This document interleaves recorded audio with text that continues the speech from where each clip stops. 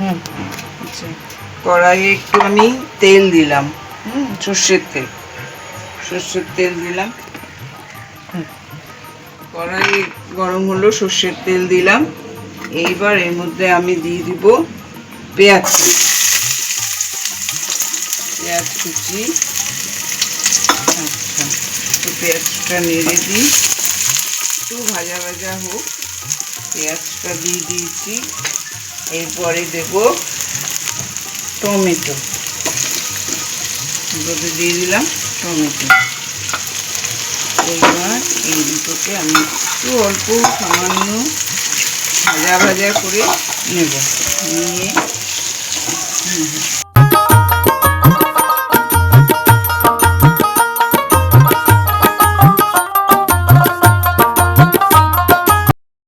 শুকনো লঙ্কা, গোটা শুকনো লঙ্কা দিয়ে দিলাম।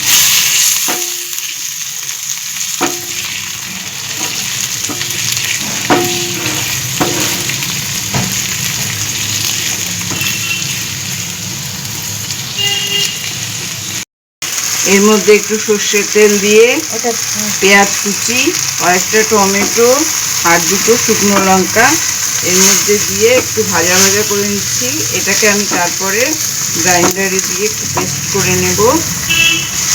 এটা মোটামুটি আমার ভাজা ভাজা হয়ে গেছে।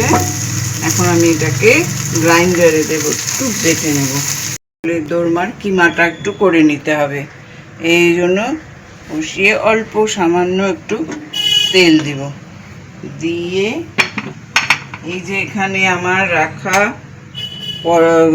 চিকেন কিমা 250-র মতন, এটা আমি তেলে দিয়ে দেব। তেলটা একটু গরম হোক, গরম হয়ে গেছে। এবার আমি এটাকে এর মধ্যে দিয়ে দেব।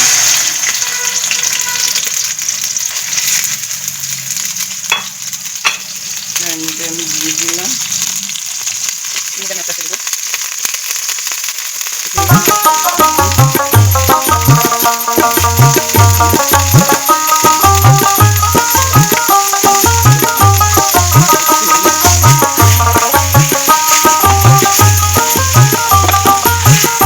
একটু দিয়ে দেবো রসুন বাটা, অল্প সামান্য রসুন বাটা দিয়ে এটাকে এবার নেড়ে চেড়ে দেব আবার।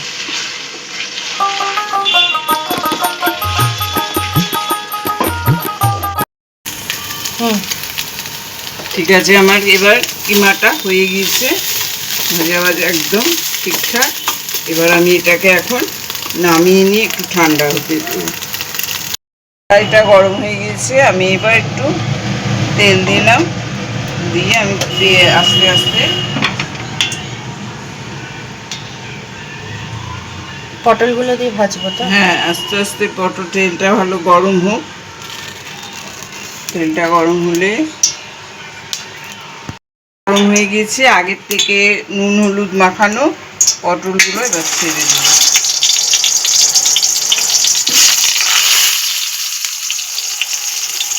পটল থেকে একটু জল বেরোবে, তাই একটু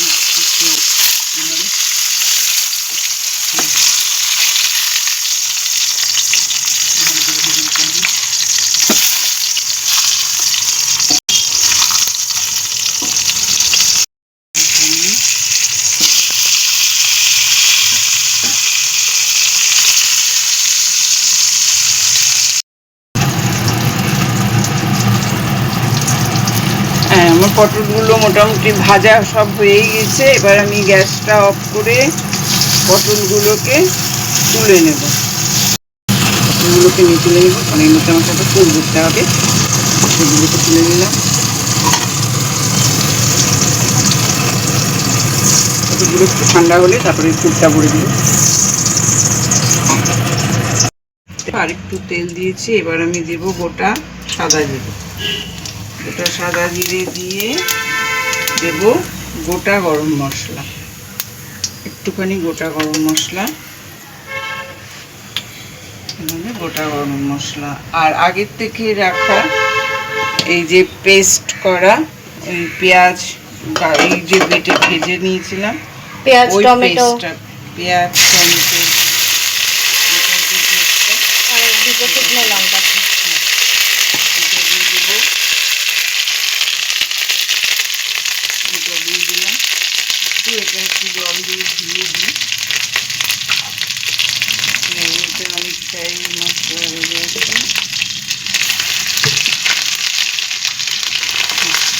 এর মধ্যে আমি ধোয়া জলটাও একটু দিয়ে দিলাম।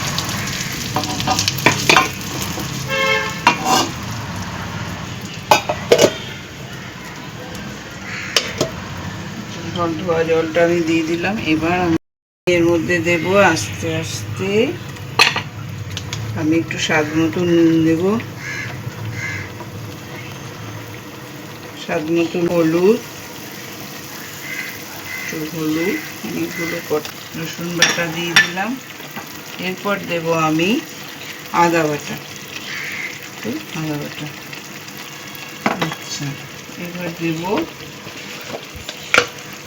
একটু লাল লঙ্কার গুঁড়ো। বারে বারে এটাকে এখন নাড়তে হবে।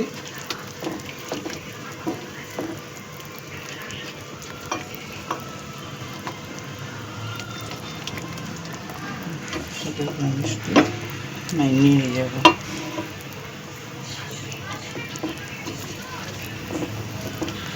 রেখেছিলাম, এখন আমি ঢাকনাটা খুলে দিচ্ছি, দিয়ে একটু নেড়ে দিয়ে এর মধ্যে আমি আমার অনেক কিছু দাবা তেল ছেড়ে গেছে।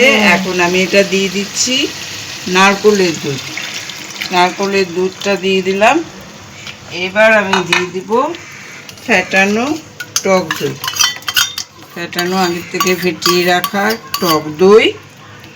তারপরে আবার এটাকে একটু নেড়ে দেব, এটা একটু হতে দেব, একটু আঁচটা একটু বাড়িয়ে দিলাম, গ্রেভিটা একটু হোক।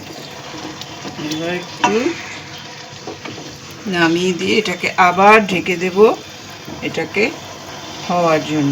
দেব কাশ্মীরি মির্চ, একটু কাশ্মীরি মির্চ দিলাম। মশলাটা একটু নাড়াচাড়া করে নিলাম, একটু নাড়াচাড়া করে আস্তে আস্তে না পটলগুলো দিয়ে দেবো, কারণ পটলটাও তো একটু সেদ্ধ হতে হবে। পটলের পুরটা তো আগেই তৈরি করেছিলাম। আস্তে আস্তে চামচ দিয়ে আস্তে আস্তে এটাকে আমি ভরে নিয়েছি। আর ভেজে করলে কি হয়, ওটা বেরোনোর আর কি বেরিয়ে যায় না, ওটা একদম ঠিক ভেতরেই থাকে। পটলটা ভেজে পুরটা ভরলে আর বেরিয়ে যাওয়ার ভয়টা থাকে না, পুরটা আর কি। একটু নাড়াচাড়া এমনি করে দিলাম, দিয়ে আমি এটাকে এখন বয়েল হতে দেবো, ঢেকে রাখবো যাতে পটলগুলো আমার সেদ্ধ হয়ে যায়। মশলা ওই জন্য আমি একটু ঢেকে রেখে আবার একটু পরে আস্তে আস্তে নাড়বো। আমার এটা তেল ছেড়ে দিয়েছে, পটলটাও সেদ্ধ হয়ে গেছে অলমোস্ট, আর সামান্য হয়তো বাকি। এবার আমি এতে দিয়ে দিব কাজু বাটা, কাজু বাটা দিয়ে দিলাম। এবার আবার একটু নেড়ে চেড়ে নিয়ে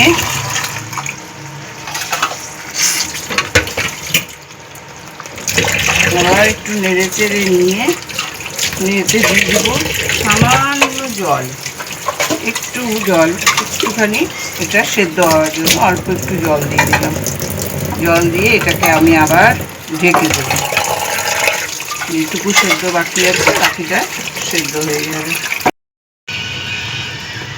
ঢাকনাটা খুললাম, মোটামুটি আমার পটল সেদ্ধ হয়ে গেছে। পটলটা সেদ্ধ করার জন্য একটু জল দিয়েছিলাম, এখন পটল সেদ্ধ হয়ে গেছে। এখন আমি এর মধ্যে গ্যাসটা একটু কম করে এর মধ্যে আমি দিয়ে দিব ঘি আর গরম মশলা। এই গরম মশলা দিয়ে দিলাম, গরম মশলা দিয়ে দিলাম, আর দিয়ে দিব আমি 1 চামচ ঘি, 1 চামচ ঘি দিয়ে এখন আমি একটু নেড়ে দিব। হয়ে গেল পটলের দোলমা। এটাকে আমি এখন একটু ঢেকে রাখবো যাতে ঘিয়ের গন্ধটা, গরম মশলার গন্ধটা এর মধ্যে আসে। এইবার আমার হয়ে গেল পটলের দোরমা।